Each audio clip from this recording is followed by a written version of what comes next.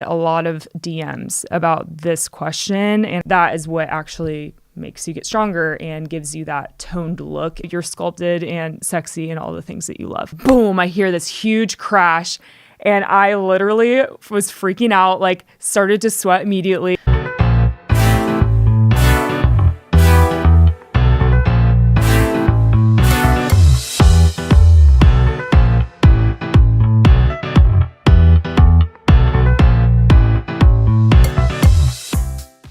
Welcome in, everybody, to the Talk More with Lore podcast. I'm so glad you guys are here, episode number 3. We're going to talk about a bunch of different things today, but I was actually on a walk this week, and I was thinking about how I wanted to start every episode. And I was like, I feel like it'd be fun to do a little series where I share like something silly and goofy that happened to me this week or the week prior. And I was like laughing to myself because the past like 3 weeks have been insane because I actually moved to a new apartment. I feel like I probably already shared that, but if you follow me on Instagram, you know that I actually just moved, and I was actually like audibly laughing on my walk the other day because I didn't share this with anybody, but I actually crashed my U-Haul when I was moving. So I literally, I'll just tell the story really quickly.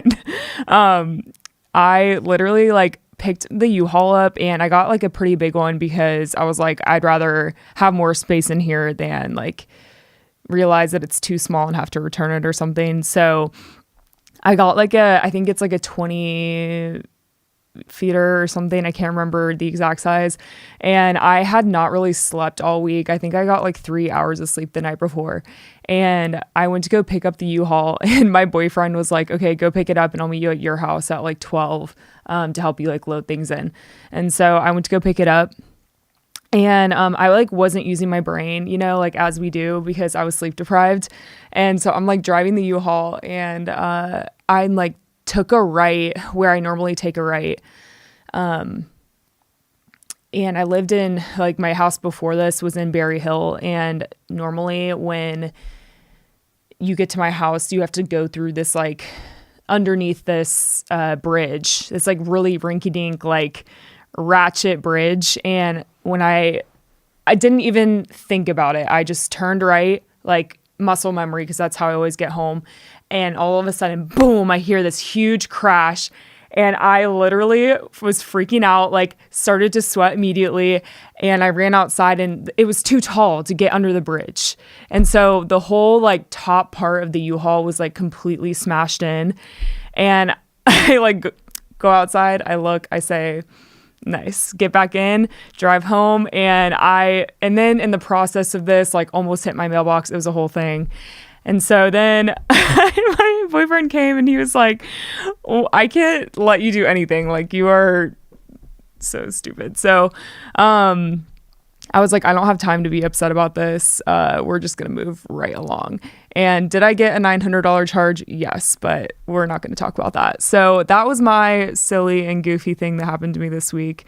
I thought that would be kind of like a fun way to start each episode, because life is not as peachy as it may look on my Instagram, believe it or not. And I also feel like moving is like, I feel like I could write a whole book on everything there's just like little stupid things that have happened, like ever since moving into an apartment. Like, you don't think about like carrying groceries in. I've never lived in like a high-rise apartment before, and I had to order my own little like cart to like reel my groceries in. Like, just little things like that have been very humbling for me. So more to come on that.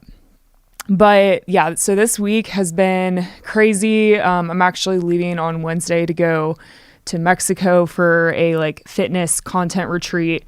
And I'm actually super excited about that. It's going to be me and I think like 8 other girls that also work in fitness. So it'll be really fun to just meet some new people. And as you know, I work for myself. So I'm actually really excited to be like around new humans. And yeah, that is pretty much the update on my end, you guys.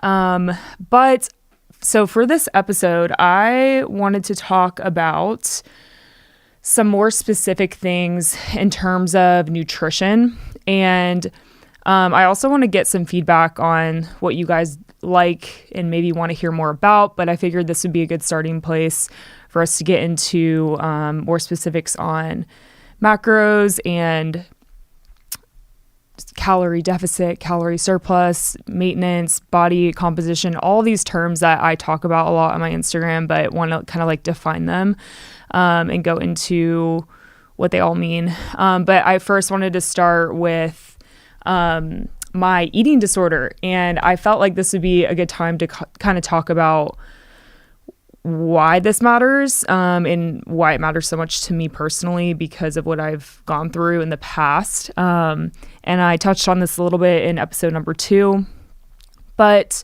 I felt like it'd be a good time to just share a little bit of what I went through and why macros are so important to me now. So when I was in 7th grade, I was like 13 or 14 years old, and I was anorexic. So basically, at a very, very young age, I developed this terrible eating disorder that basically it was a compounding effect of bullying and really just like how I saw myself as such a young kid. I was always taller. So like I'm 5'9" now, and I was always like the tallest girl in school, in elementary school and beyond. I was just always like taller than every boy. And, you know, girls are typically like 5'2" in like 5th grade, but I was like 5, whatever I was, can't remember. But, so like naturally, like I weighed more than my friends because I was taller and I come from an athletic background. So like I had a more athletic body type compared to some other friends. And I think like growing up, it was just, you know, you'd be on the trampoline with boys in the neighborhood and they would make jokes and like say I was fat, but it was like a joke. So I just like try to brush it off. But like those really cut deep. And then, you know, things that people say in the locker room in middle school was honestly kind of where it stemmed from in a lot of ways. And I think too, like that just gets in your head and then you develop this disorder where you don't see yourself the way that you are in the mirror. And so I would starve myself. I barely ate anything. And I kept this a secret for so long, you guys. Like nobody knew about what I was going through for ever, like, because I think it went on for, I can't even really remember, like 6 months to a year. But long story short, I was like 80 pounds. I was a rail. I was skin and bones. And my mom like threatened to take me to the doctor. And that really scared me because I was like, if I go to the doctor, they're going to tell me that my reproductive organs are not working or something. Like I was really scared of what the doctor would say. So I, in that moment, kind of like flipped a switch and decided that I needed to start eating again because that meant that there would be consequences. And I also wanted to start playing volleyball and wanted to be involved in sports. So I was like, if I'm going to do that, I need to start eating food. And so I never really like went to therapy. I never really like addressed it. I just kind of like flipped a switch and decided like this is something that I need to take seriously. And with that too, I don't think I got my first period when I was in 9th grade. So I was a late bloomer. I think in probably some ways my eating disorder probably delayed that. Could be wrong, but that's just a theory I have. But I was 15 when I got my first period, which is pretty bizarre. And yeah, so I think the whole topic of nutrition is something I'm very passionate about because obviously we need food to eat, but the food that you're eating and the specific foods that you're eating are like, it matters so much. Like you can't just eat whatever you want not because of like, oh, you got to look good. Like obviously that is a byproduct of eating well, but like what are these nutrients doing to specific parts of your body and how does that help you function in the right way? So I'll kind of get into macros and what they mean and why they're important. So macros are basically short for macronutrients. So there's macronutrients and micronutrients. Macros are broken down into proteins, carbs, and fats. And each plays a role in the way your body functions and performs. And then micros are, if you think about like vitamins and minerals, so like the things that you get from things like fruits and vegetables, that is important in itself too. But macros are kind of the more big food groups that you think of, like chicken and carbs like sweet potatoes, and healthy fats like avocados and cashews. So like those big food groups. And then obviously you throw in the micronutrients and have fruits and vegetables along with that. But I want to talk about macros because those are what are important when we think about changing your body composition. And I talk a lot about that on my Instagram, and really like changing your body composition. Like, what does that mean? How do you do that? How do macros play a part in that? And so I talk a lot about like eating whole foods on my Instagram. And this is why eating whole foods is important, because when you think about like eating enough protein, a lot of people are tempted to be like, oh, I'll just have like a protein shake and hit my protein goal.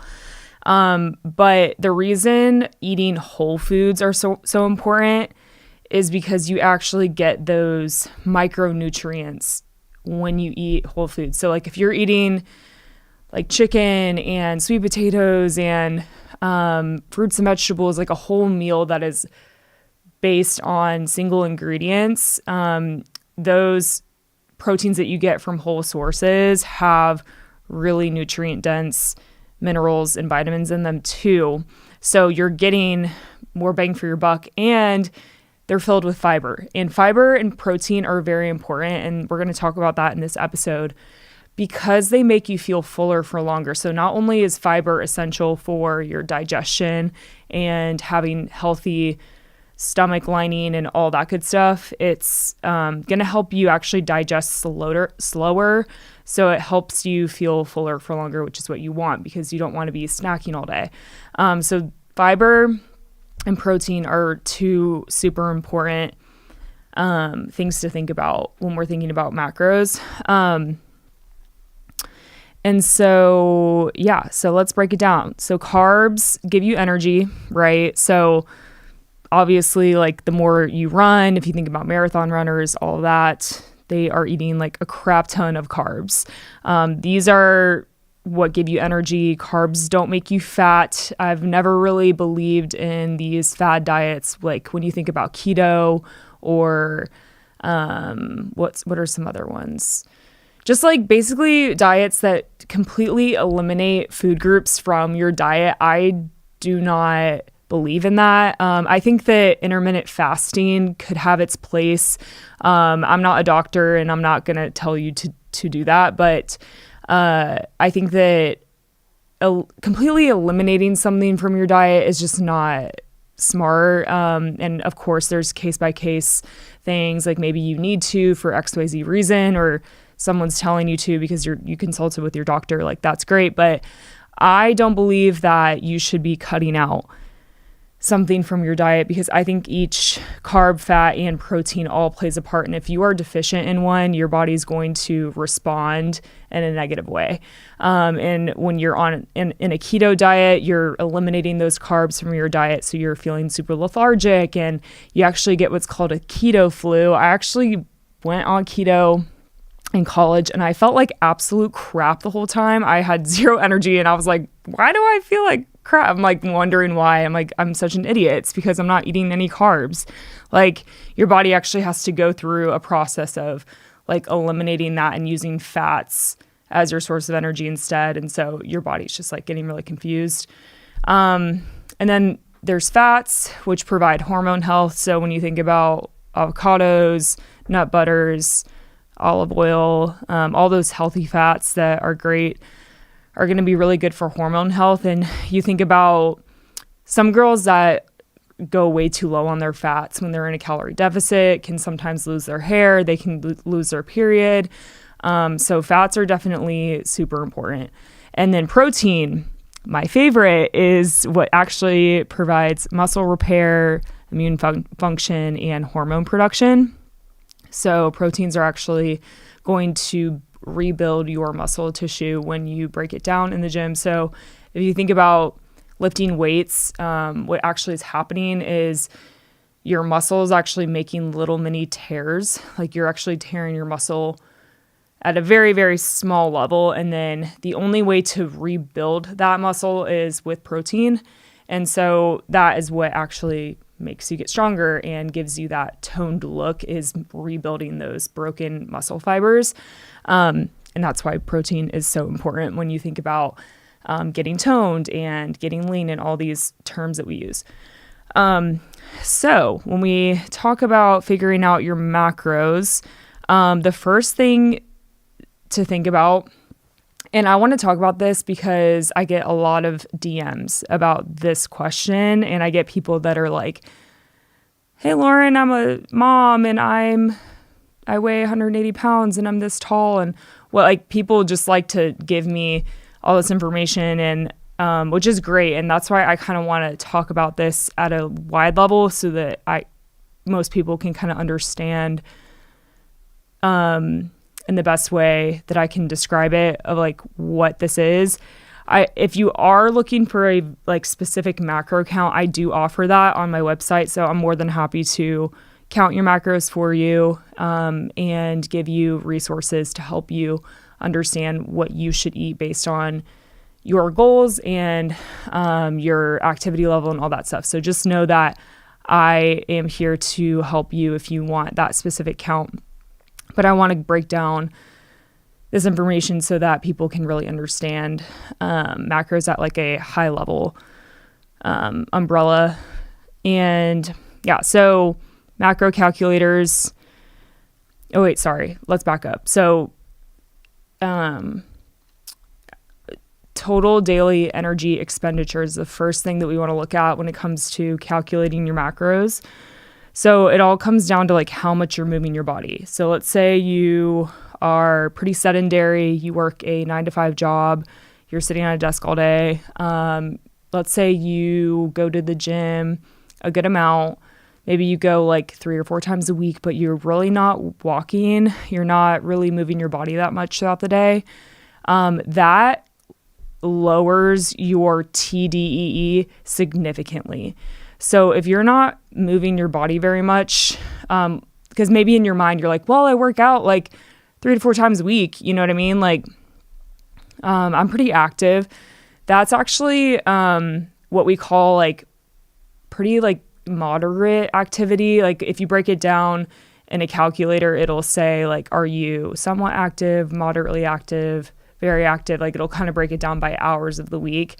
And so that's kind of hard because if you're really only moving your body like 4 to 6 hours per week, that is really lowering your TDEE, which then makes so let's say your TDEE is like, let's say it's like 1800 or something.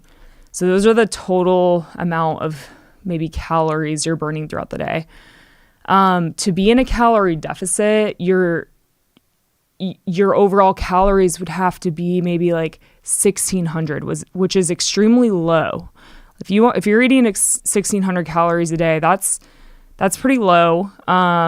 Your portion sizes are pretty small and you're really not eating that much. But to be in a deficit, that's what it would have to be in order to drop weight. So when I tell people like the best way to do this is to just move your body more.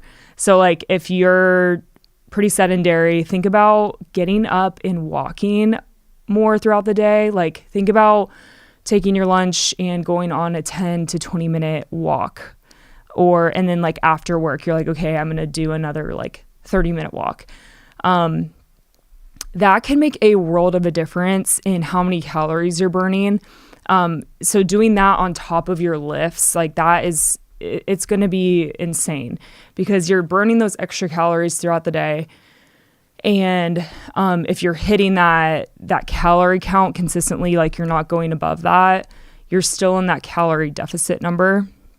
So if you think about like that 1800 number and then that 1600 number, like you're in a 200 calorie deficit. And so let's say you keep that for, I tell people to keep that for maybe like 4 to 8 weeks and just see how your body responds.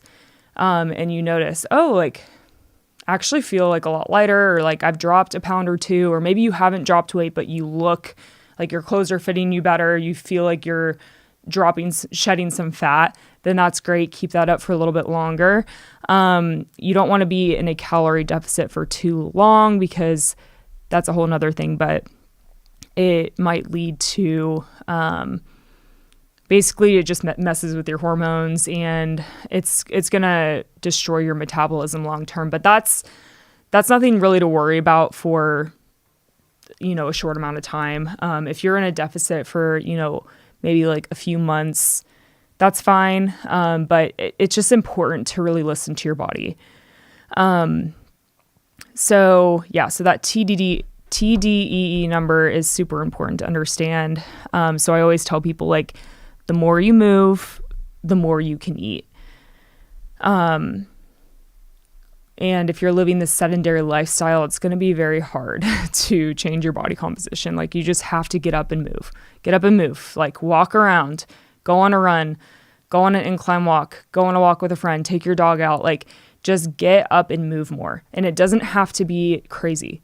Just literally just go on a walk and start there, and then move your way up to running if you want, and then go on the Stairmaster, like do all these things.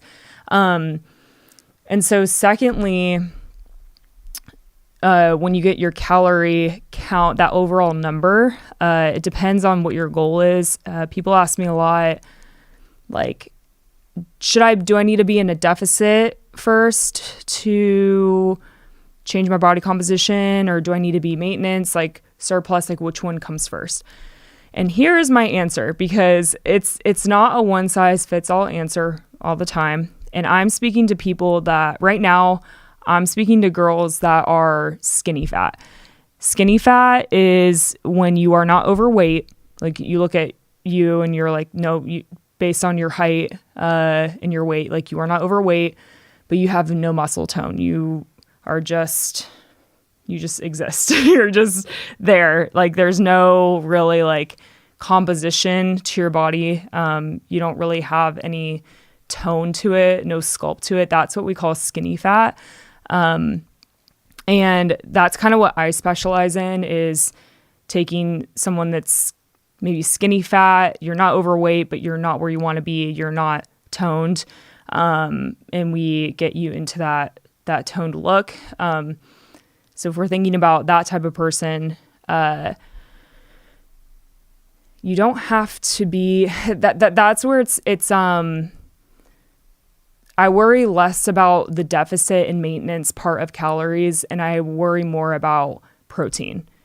Because when I went through my transformation, I didn't count calories. I wasn't on the macro trackers. Literally all I did was eat more protein and lifted more. And it was crazy. I had the newbie gains. It was within 6 months. Like, it was crazy.